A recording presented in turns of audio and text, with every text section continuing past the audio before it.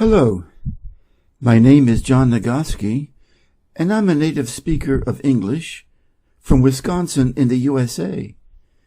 I would like to introduce to you my English reading channel with questions and answers.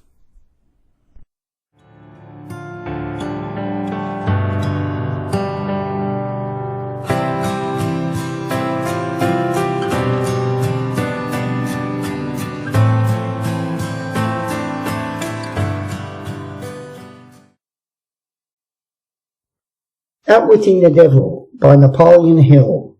Summary. 3 things connected with my interview with the devil interest me most. These 3 factors interest me because they have been the most important influences in my own life, a fact which any reader of my story can easily discern. The 3 important factors are the habit of drifting, the law of hypnotic rhythm through which all habits are made permanent, and the element of time. Here is a trio of forces which hold, inviolate the destinies of all men. The 3 take on a new and more important meaning when they are grouped and studied as a combined force. It takes but little imagination and scarcely any understanding of natural laws for one to see that most of the difficulties in which people find themselves are of their own making. Moreover, difficulties seldom are the outgrowth of immediate circumstances. They are generally the climax of a series of circumstances which have been consolidated through the habit of drifting and with the aid of time.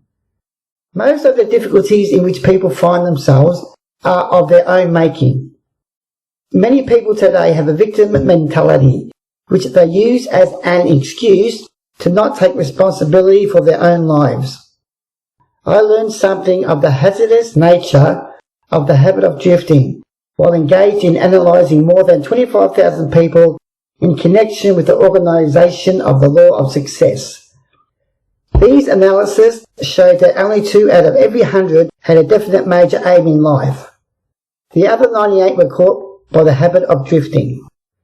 Looking back over my own career, I can see clearly that I could have avoided the majority of the temporary defeats with which I met if I had been definitely following a plan for the attainment of my major purpose in life. From my experience in having analysed the problems of more than 5,000 families, I know definitely that the majority of married people who get out of harmony with each other do so because of the accumulation of a great number of little circumstances in their married relationship, which could have been cleared up and disposed of as they arose if there had been a definite policy to do so. They do not live their married life with definiteness of purpose.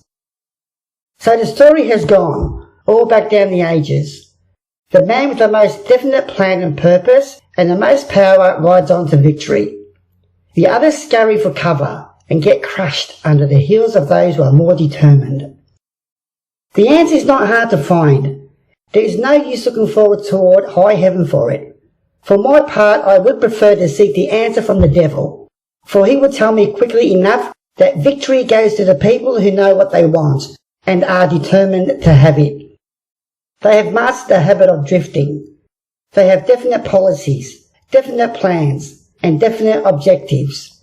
Their opposition, which may outnumber them very greatly, has no chance against them, because the opposition has no plan, no purpose, no policy, except that of drifting along, hoping that something may turn up to help them.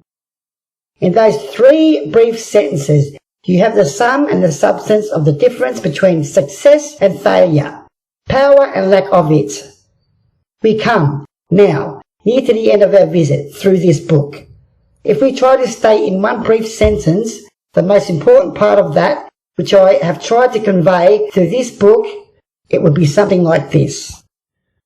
One's dominating desires can be crystallized into their physical equivalents through definiteness of purpose backed by definiteness of plans, with the aid of nature's laws of hypnotic rhythm and time.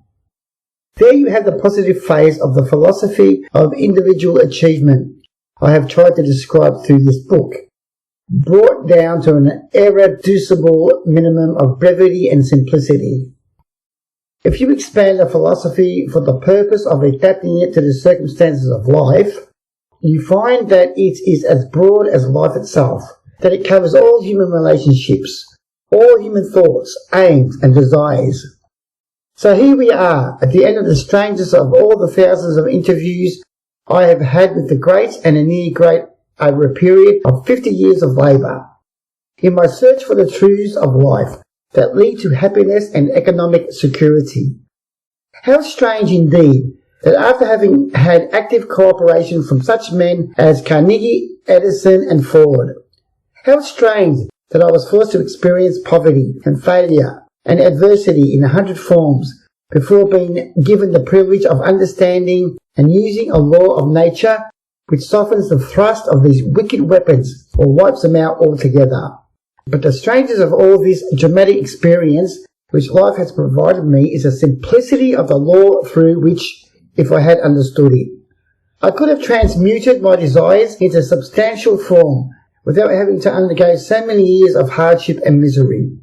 I find now, at the end of my interview with the devil, that I've been carrying in my own pockets the matches with which the fires of adversity were being touched off.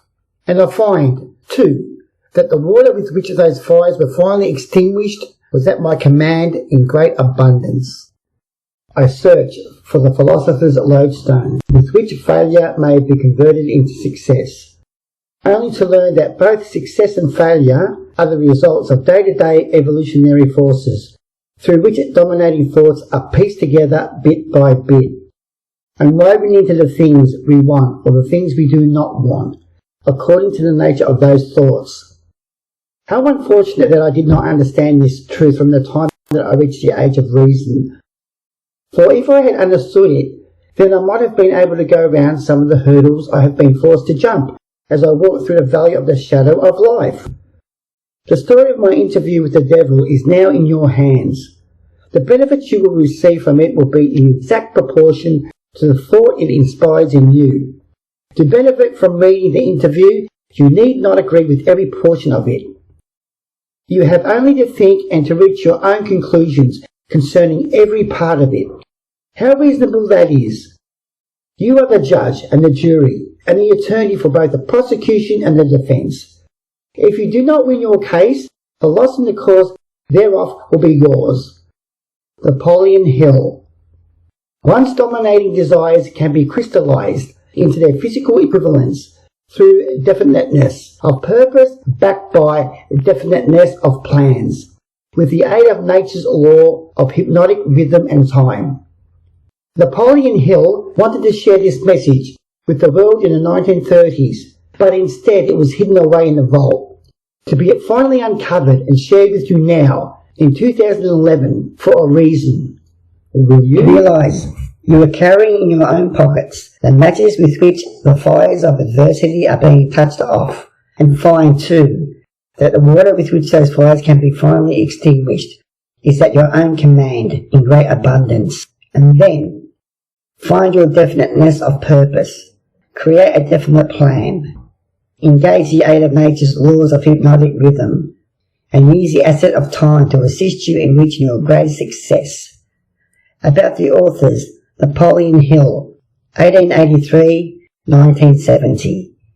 Napoleon Hill was born in 1883 in the remote mountains of Wise County, Virginia.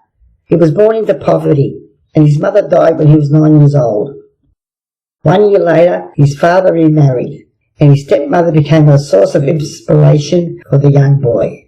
With the influence of his stepmother, Hill became a newspaper reporter while in his teens.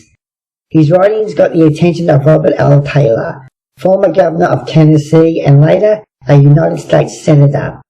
Taylor owned Bob Taylor's magazine and employed the young Hill to write success stories.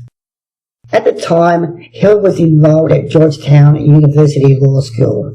In 1908, Hill was assigned to interview Andrew Carnegie, and a 3-hour interview became one that lasted 3 days. While Hill did the interviewing, Carnegie sold him on the idea of organizing the world's first philosophy of personal achievement, based on the principles of success. Carnegie provided Hill with introductions to giants of the time, including Henry Ford, Thomas A. Edison, and John D. Rockefeller. Hill was to spend 20 years interviewing, studying, and writing about successful individuals. It would be 20 years after Hill interviewed Andrew Carnegie before he wrote the 8-volume Law of Success in 1928. He was to write many bestsellers in his lifetime. In 1937, Hill wrote Think and Grow Rich, which became the best-selling self-help book of all time and continues today to sell millions of copies all over the world. Little wonder that Hill was often introduced as miracle man maker of millionaires. Praise for Napoleon Hill's Outwitting the Devil. Outwitting the Devil proves once again that the messages and philosophies of Napoleon Hill are timeless. This book contains insights on how to break free of habits and attitudes that prevent success and will ultimately lead to happiness and prosperity. If you want to break through your own roadblocks, read this book. C. Harv Eker, author of New York Times bestseller Secrets of the Millionaire Mind. If you want to own your life, you have to own your money. In Outwitting the Devil, Napoleon Hill shares what may be holding you back in your financial life and charts the course for you to take control and own a life of your dreams. Jean Chatzky, financial journalist and author of The Difference, How Anyone Can Prosper in Even the Toughest Times. I have probably studied Napoleon Hill's work as much as one alive. It was 50 years ago that I picked up Think and Grow Rich. I have it with me all the time and read it every day.